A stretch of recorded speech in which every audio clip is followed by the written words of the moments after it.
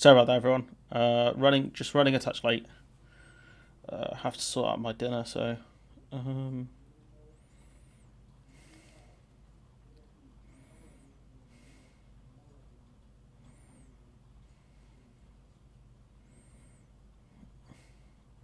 So yeah, running a touch later than I wanted, but it's fine. I'll be on to about probably about 40.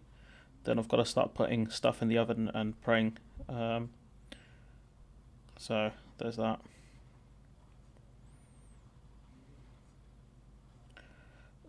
So yeah, apologies for that. But yeah, I'm just gonna post some stuff in the Discord, and then we will begin.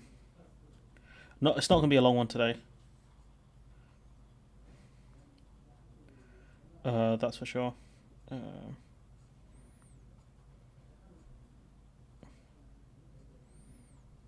But yeah, how's everyone doing? Kept you waiting, huh? And that's why they pay Keith the big bucks, because he's got a really cool voice. But yeah, so we'll do a recap of PMQs because it was a bit of a shambles, and no, I meant to cover it and I didn't, which is on me, to be honest. So that's my bad. Apologies for that.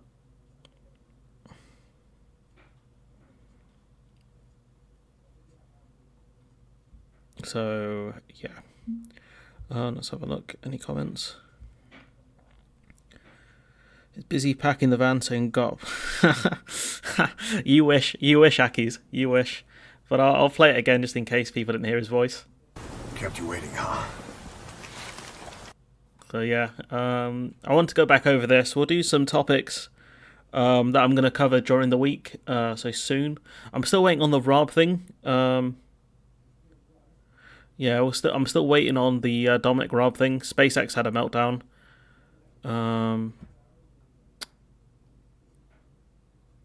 Oh, that's a bit of an odd story. Peter Morrell giving the S&P a loan of 100k back in 21. I wonder what that was about. But yeah, we'll leave most of that stuff out for now. What we'll do is we'll discuss this, and then we'll go on to talk about a couple of the other topics I'm going to discuss at some point during the week. Tomorrow I'm not going to record anything, so we'll be back to normal business on Saturday, I think. So yeah, let's have a watch, because this was a bit of an omni shambles, to be honest. Now, I know that the Labour leader has said that the Welsh Labour government is his blueprint.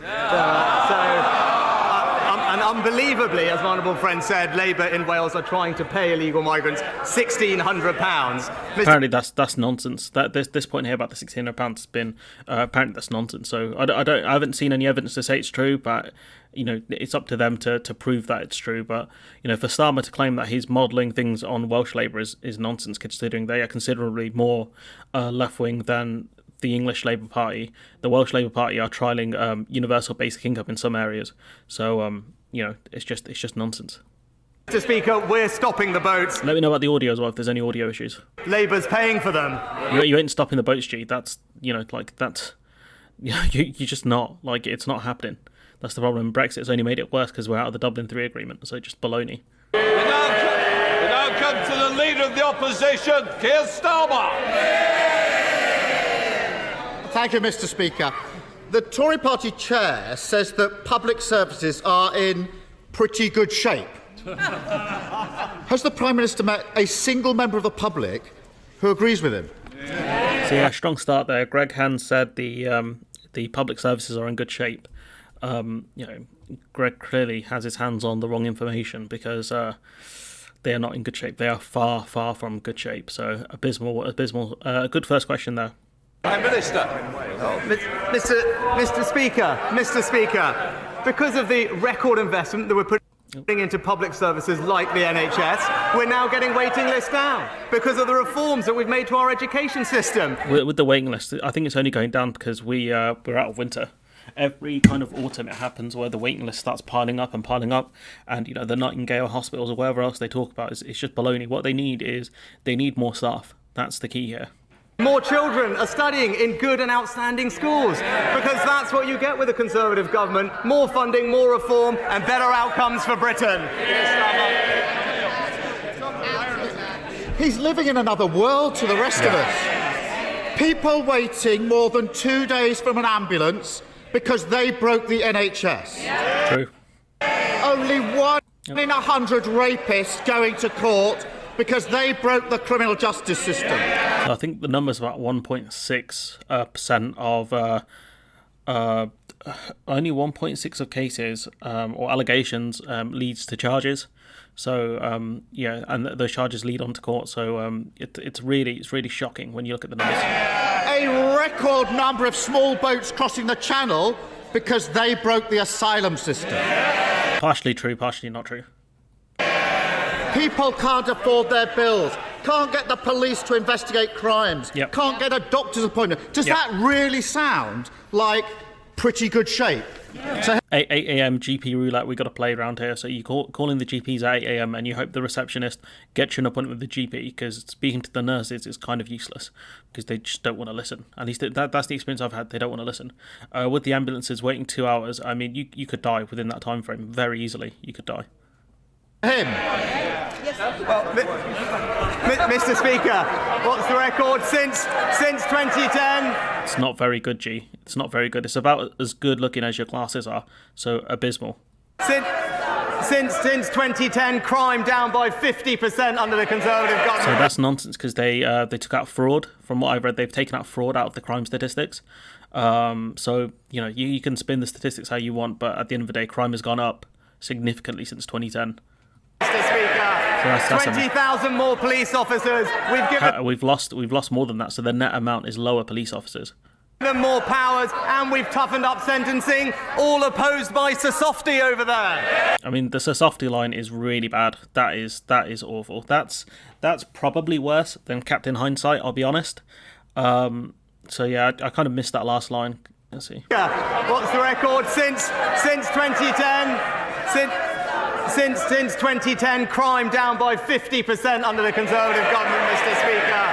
20,000 more police officers. We've given them more powers, and we've toughened up sentencing. Toughening up sentencing doesn't do anything when people aren't taken to court. You can make the crime for rape, say, 100 years, right? 100 years. If they're not going to court, then it doesn't change anything. All opposed by Sir Softy over there. Oh, Sir Softy. Oh, insult. Oh, insulting retort. Sir Softy. You know what is that? Is embarrassing. I'd be embarrassed. I'd be embarrassed if that was my guy right here. I'd be embarrassed. Not as embarrassing as the glasses he wears, but I'd be embarrassed. Mr. Speaker, either the Prime... Order. Are they cheering over that insult? Because that was abysmal. Our constituents want to hear the question and the answers. What I would say is, you'll progress questions beyond. The Prime Minister wants to leave early, along with the Leader of the Opposition. Help me to help them. Yes.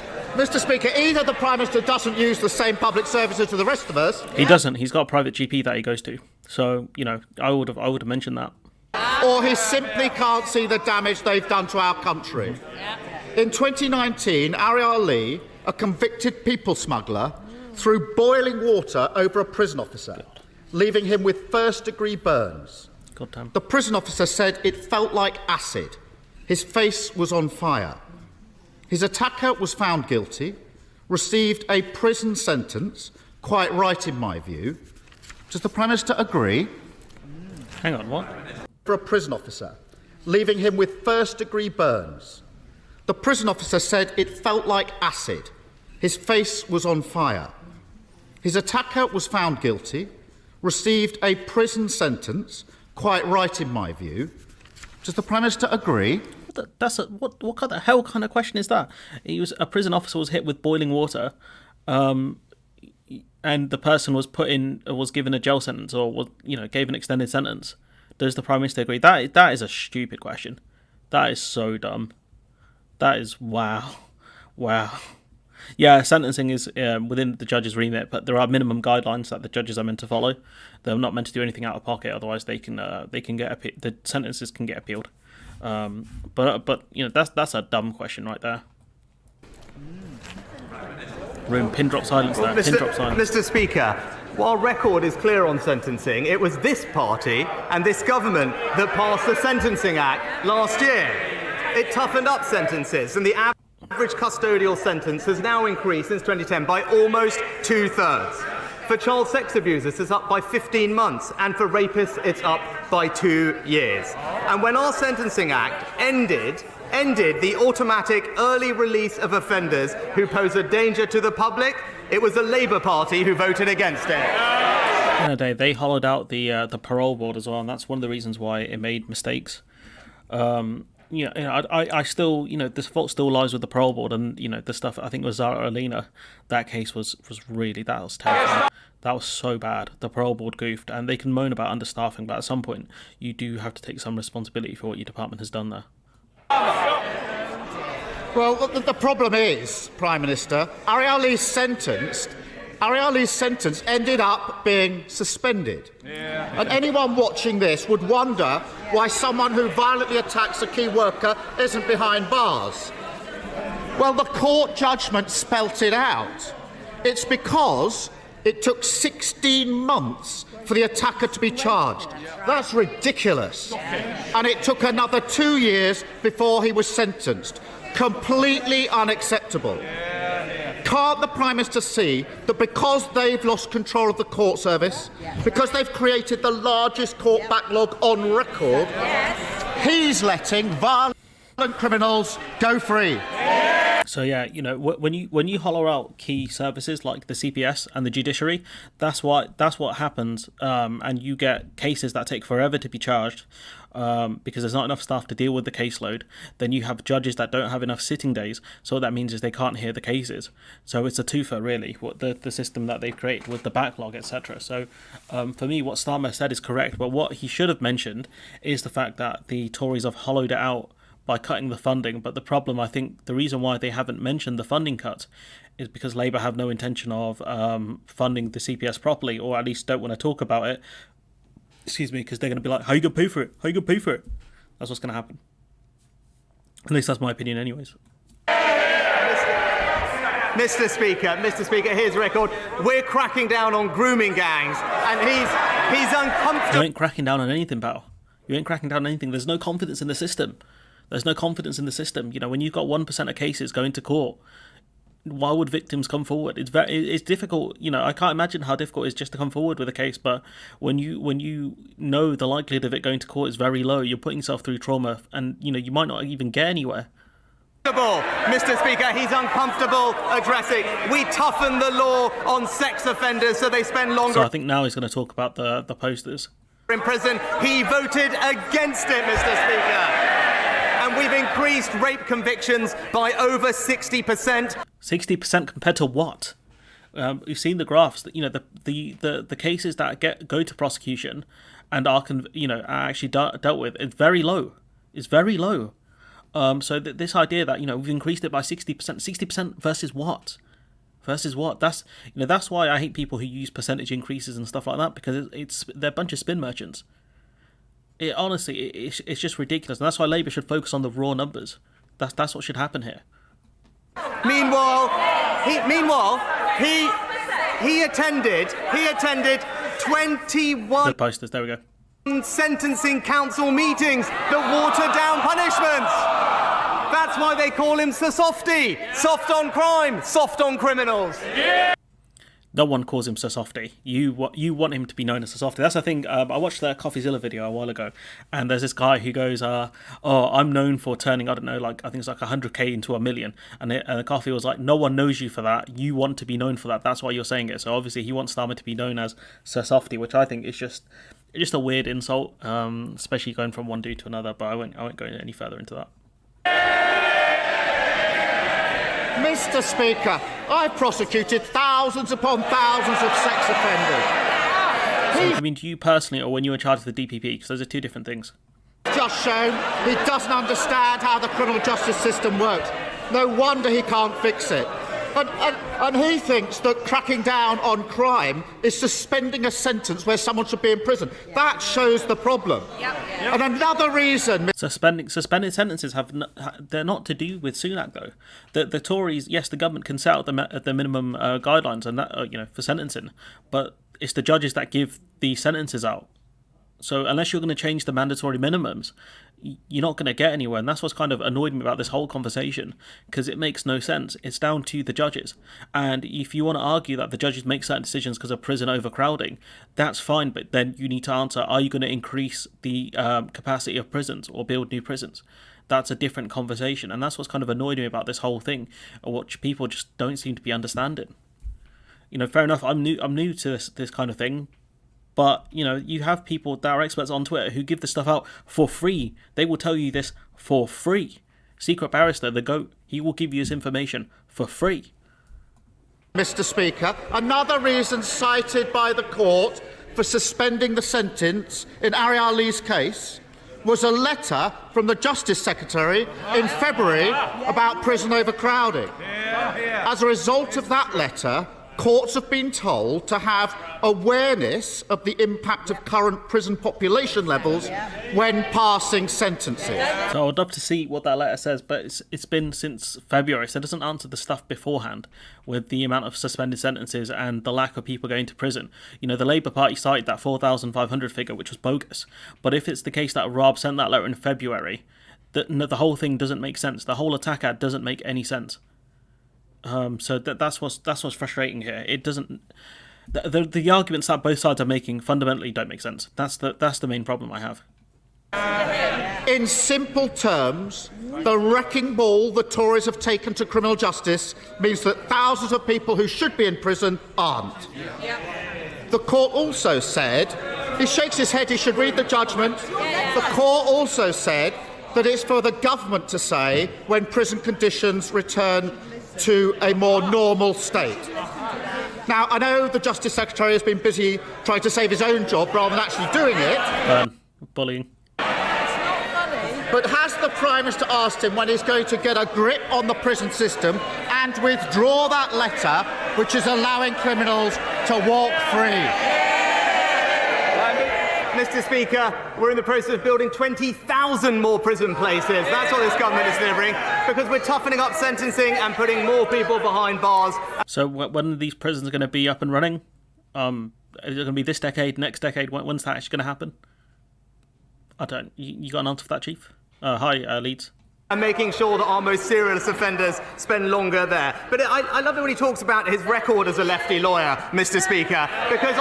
Oh, so softy, lefty lawyer. You know, you can see Suella Braben's proud of that one, because that's something that she says on a regular. I was looking at this, because when he was there, he's quoting things, I read that people were really disappointed that his organisation let down victims. That's something Emily Thornberry said. That wasn't even my assessment. That was his shadow Attorney General.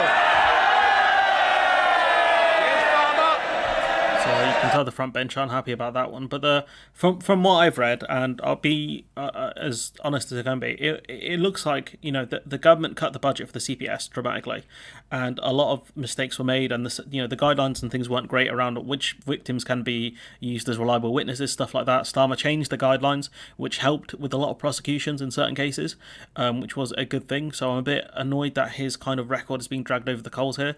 Apparently, Starmer wasn't kept in the loop for a lot of things. Which is weird, but you know, fine, whatever. It's a bit of a weird kind of take on leadership that, you know, he wasn't told, therefore it's not his fault, etc.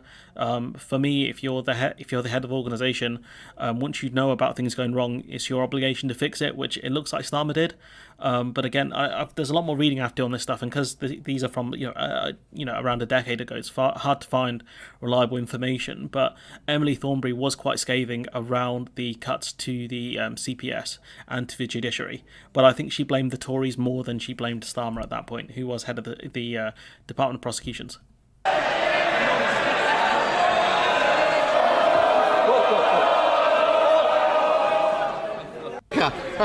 In 2013, the Home Affairs Select Committee said, we would like to commend the work of the Director of Public Prosecutions, Keir Starmer. He's striven to improve the treatment of sexual assault. They go on to say...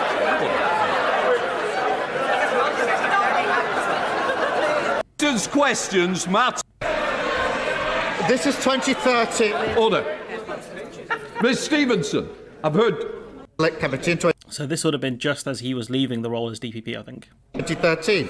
They go on to say the work I did should provide a model to other agencies, and when he leaves the CPS, he will be missed. Now, that report was presented to Parliament by the then Home Secretary, future Prime Minister, the Right Honourable Member for Maidenhead. And the government, those benches, noted and supported it. Now, it's obviously always a good look to have your work recognised, although they did lay it on a bit thick. So perhaps the Prime Minister will spend less time trying to rewrite history and more time sorting out the mess he's made of criminal justice. Well, this is a fine defence if Sunak brought this stuff out of pocket, but the problem for me is, you're on the sentencing guidelines that help set out this stuff, and then you're complaining that certain criminals are getting away with crimes. It don't make sense. That's the issue I have. And if Sunak just went after this, out of pocket and just said, "Oh, as DPP, you're a failure," and blah blah blah, then I'll be like, "Okay, cool, you can cite this letter and stuff." But it doesn't 100% check out. Go away. Because the crisis in criminal justice is just a snapshot of public services collapsing under his watch. It's true, but I would mention the other stuff that's failing as well. I wouldn't just solely focus on the justice system. I would focus on all of it: the NHS, the GP system, police, schools, anything and everything that the Tories have touched, they've broken, and I would mention that. People can see it wherever they look. Our roads, our trains, the NHS, the asylum system, policing, mental health provision. The Tories have broken them all, and all they've got left is excuses and blame. Now, I know the Prime Minister would rather talk about a maths lesson than the state of the country. I would have segued that into the percentages thing, honestly. That's what I would have done. But perhaps he could solve this equation. Why, after 13 years of a Tory government, are patients waiting longer than ever, criminals walking free, growth non-existent, and why, everywhere you look, does nothing seem to work at all? Prime Minister. That's Stammer's last question. Mr. Speaker, I can't quite remember, but I think he started by talking about when he was DPP in 2013. And I'm actually glad he brought that up, because there was something else that happened when he was DPP in 2013. And that was when he got his own special law, Mr. Speaker. I've got it right here. This is nonsense, because it's to do with pensions, and I think what they want to do is pay public servants less, public sector workers less, and kind of offer them big pensions, so then they wouldn't have to pay it out at the time. So it was the Tories that actually made this law. So this is just such a dumb attack, honestly. This is probably Sunak's worst answer to a question. Or I'd say answer, but worst response to a question. The pensions increase. Is there even anything on that paper? It's the pensions increase for Keir Starmer. Order. The pensions increase pension scheme for Keir Starmer, QC, 2013. Now, while we're introducing a transformative policy to support doctors to cut the waiting list faster, he wants to raise taxes on public sector workers. And it's one law for him and tax rises for everyone else. And, the problem is that, like I said, that it was the Tories that made this rule, and I don't think Sunak's pension fund actually was high enough to reach the 1 million threshold anyways, so it makes absolutely no sense. We're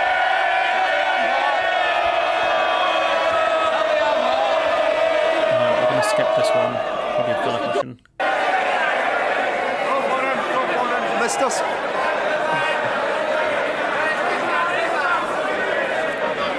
As I said, I really do want to try and help the Prime Minister. Can you just start chucking people out? You absolute moron. Please, just kick people out. Mr. Speaker. Well, I don't get why he never kicks people out. Just say, you're done. 2 strikes, you're done. Get out. I'm delighted to hear that they had an equally peaceful and relaxing Easter break as I did. Mr. Obviously a joke about the turmoil in the SNP.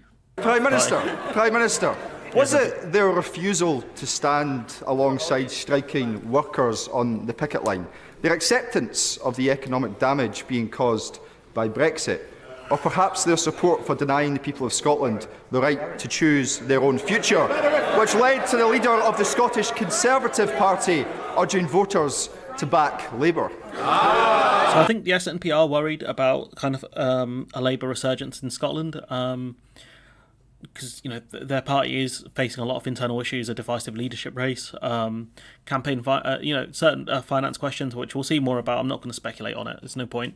But the optics aren't great at the moment. But people haven't been charged, so.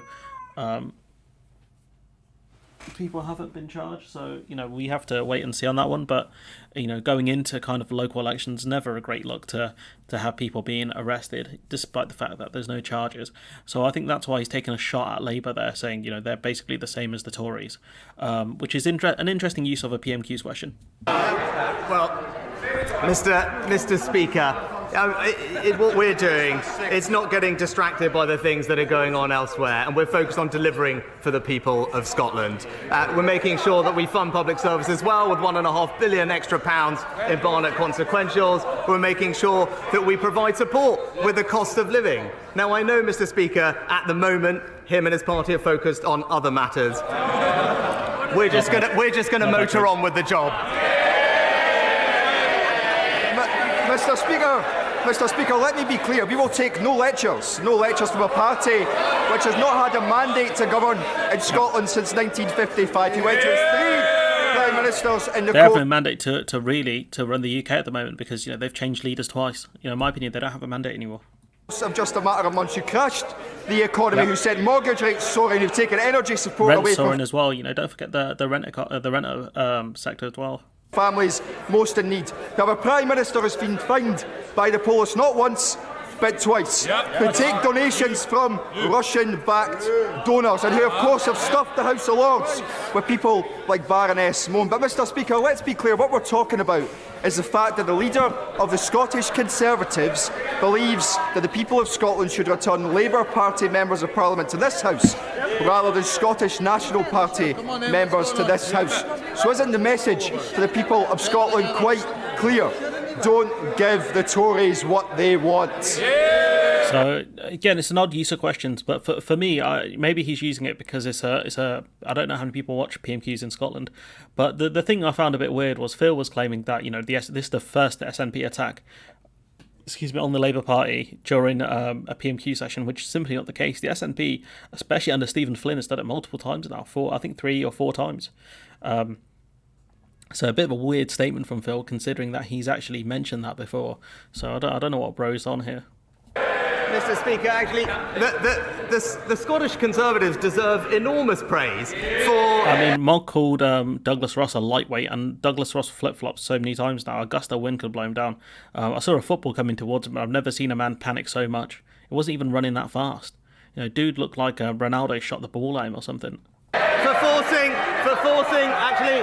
forcing the SNP into abandoning their completely unworkable, fundamentally flawed deposit return scheme, Mr. Speaker. So it's good that the SNP U-turned and listened to the voices of the Scottish Conservatives and to business, and we look forward to working with them on delivering something that actually works to deliver for the people of Scotland. And that's just it, Mr. Speaker, because if they can't fix the mess that Nicola Sturgeon left their party in, how can they possibly fix the mess that she left Scotland in? The Scottish NHS is doing better than the rest of the UK. Scotland, I think, is doing fine. It doesn't make any sense. So we're gonna pivot, because I've only got about 9 minutes left. There's other stuff I want to cover. I want to cover this clip from ITV with Robert Peston regarding the posters, and then we're going to talk about Kemi Badenoch getting absolutely slammed over trade. So we'll talk about this and then that. Important that we debate the issue, hard debate of the issue, because it's so fundamentally important. Lisa's right on this. Well, let me just say, I know you, Lisa. This is not you. This is not you. You never go for the person in this individual way. You go for the facts and you go for the policy issue. The facts are not there. Those facts are wrong. As I've said, that 4,500 number is bogus, and I wish John McDonnell pointed that out. But the reference with regard to Rishi is unacceptable. Take Michelle Obama's advice. When they go low, and that's exactly what Braverman did, and Rishi has done as well, we go high. And for me, So sometimes it's fine. I think you don't want to get in the gut with the Tories. You want to focus mostly on policy. But if they want to drag you down there, then I don't mind throwing hands on occasion. But Labour started this real exchange, and for me, like people say that, under after Obama, Donald Trump won because he went low. Well, to be fair, Hillary Clinton didn't go high when she called Trump voters a basket of deplorables. She said half. I think she said like half of them are deplorables. So Hillary Clinton didn't go high. So to cite Donald Trump and Hillary Clinton makes absolutely no sense, genuinely no sense in the context of this conversation. We're better than them, and you know that, and you are as well. And for me, people have called John McDonnell condescending for saying, "Oh, I know you're better than this." Like that. That's nonsense.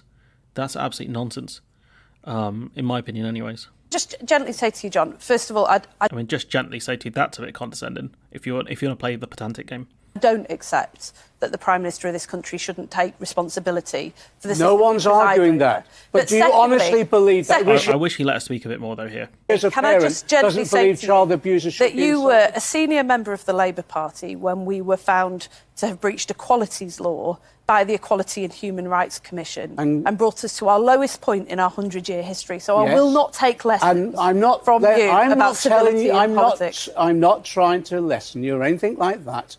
All I'm saying is, because on that issue we did address it and we held our hands up to go address it as well, including me, and I apologise, but on this, you don't do this. This is not Labour politics. We're better than this. And we can argue and win the case without personalising it around an individual that way, because it undermines our argument. I think he's right, and I think if the media start questioning about where'd you get this number from, etc., it's going to look very bad for the Labour Party. For Nandi to claim that, I'm not going to take lessons from you, given what happened under Jeremy Corbyn, that's fine. But do you know who else was a senior member of the shadow cabinet under Jeremy Corbyn? It was, shocker. This may surprise and shock the audience. Okay, I hope you're sitting down. It was Keir Starmer. So I know some of you might not believe me. That's fine. He was the shadow Brexit minister. He was there in the shadow cabinet. He was a senior member.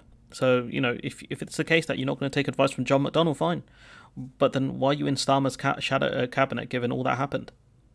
So, bit weird, bit argument, bit of a straw man, bit of a personal attack. But we've seen a lot of those from the Labour Party recently. So, par for the course, really. I did try and find out, based on the polls, 'cause I've seen people say, the posters really worked here. The posters did great. So the posters were released on the 9th of April. I did try and find more reliable polls like YouGov and stuff. I haven't really found anything. This is like the average of polls that I've got here, so it's not the most reliable thing. But given what we've seen, you got from the 9th of April when the posters were released to about the 7th. So about 8 days, Labour have barely moved in the polls. If anything, you could argue they may have gone down a percentage point.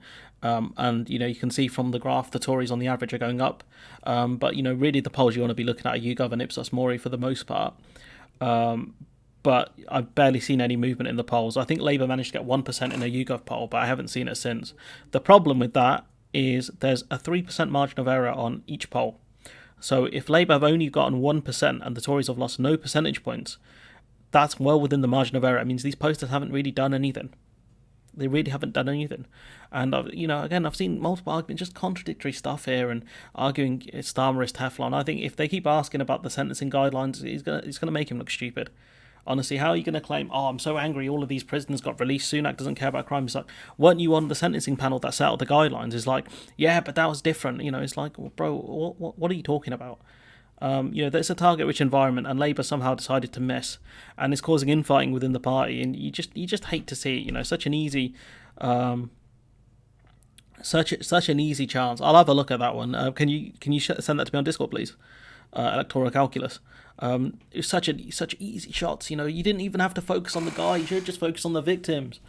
You should just focus on the victims and said, do you think it's right that people have to wait 3 years to have their case heard in court? Rishi Sunak does. That's how you could have done it, instead of using dog whistles and other things. You didn't even have to put Sunak's face on it. You could have said the Tories do, because all of them voted for these budgets that hollowed out the CPS. Dominic Raab's been there since 2010. He's played a key role in the hollowing out of the CPS, the judiciary, and other key public services. That's what you should have done, focused on the party, not the man, but you botched it. You absolutely botched it. And now you're using those kind of personal straw man attacks on members of your own party. It's embarrassing. It's absolutely embarrassing. And I want bring up one final thing because I want to cover this soon. This is regarding Kemi Badenoch getting absolutely ripped apart here by Angus McNeil regarding trade figures. So I've got to bounce in about 2 minutes. So you want to get your comments in, but this is really difficult to watch. Your own government's GDP figures for what... Sorry if it's a bit quiet, I can't help that. ...losing and what you're gaining. And given that none of the trade deals are actually operational yet, can you tell us the balance of gain to loss from your own government's figures? So I think you actually asked me this question I have to ask it many times, the last time I was here, and I just see it completely differently. It is not a zero-sum game where we're doing something here and we've lost something with the EU. That's exactly what happened. We lost 4% of our GDP in terms of lost trade, productivity, and all that kind of stuff. The trade deal you wanted, the CPTPP agreement, only had 0.08% to GDP. The Australia deal had 0.02%. So I'll give you 0.010 or 0.10 on a best day. That's not 4%. You can grow trade across both regions, and that is what we are doing. GDP figures are multivariate. They have lots of elements in them beyond trade. And I've talked about the shocks to trade policy. I think it's a bit honoured. Happened because it's been less than a zero-sum game. It's been a loss of GDP. And your own figures, Secretary of State, give you which figures are you? You guys want to get your comments in now because I'm gonna jump in probably within about a minute. There's OBR figures at 4%. The Treasury published figures about 4.8, 4.9%, and the gains that you have flagged for the trade deals that aren't yet in operation are about 0.08, I think 0.02 for New Zealand, 0.08 for Australia, 0.08 for CPTPP, and 0.02 for New Zealand. Now, if this was horse racing, these figures are equivalent to going to the races with 490 or 500 pounds or 400 pounds. And betting that money and losing that money. To be told you're winning £8 and £8 and £2 means you've got £18, but the bookie's not yet paid out. Secretary of State, this isn't really a good way of economic stewardship for the government. All right, so of the United Kingdom. So I think you know what I'm going to say next, which is I disagree with every single thing that you had disagree with the government's but allow me to elaborate on why. So you talk about the WTO. You talk about the the OBR 4% figure. When I looked at that, because it was lower than the government figure. It's when I looked at that and tried to work out where they were getting this from, that is a figure which they base on us leaving the EU on WTO terms, which we didn't do. We left with a free trade agreement. So interrogating the figures and understanding what people are putting into their analysis is part of it. And it's one of the things... That's a fine argument. Say if we left the EU just on the free trade agreement we have, say it's the damage is 3%. You haven't got any trade deals that equal 3%, let alone 4%. I think if we were having more committee sessions, I actually think it's one of the things that we need to look at. What is it that we're doing with these numbers? Because as a new Secretary of State coming in and asking questions and then being told, well, it's 0.08%, then interrogate the figures and you look at the assumptions that come into how they make the analysis. I just don't think that they would stack up in terms of how we're using them. What officials are doing with those numbers is different from what we are doing. And I used the phrase when I had the oral statement, a forecast is different from a model. We have a model that does not take into account that the figures we used for CPTPP, for example, is based on 2014 figures. We still don't have the latest figures. It doesn't take into account potential growth. Surely, when you talk about joining the CPTPP, surely you should have done some sort of analysis then on how much of an impact it's actually going to have on GDP. Like, surely before going through this agreement, which has secret courts and all this other stuff where companies can sue you over lost profits, surely you should be trying to get new figures out, no? Surely your party should have done that.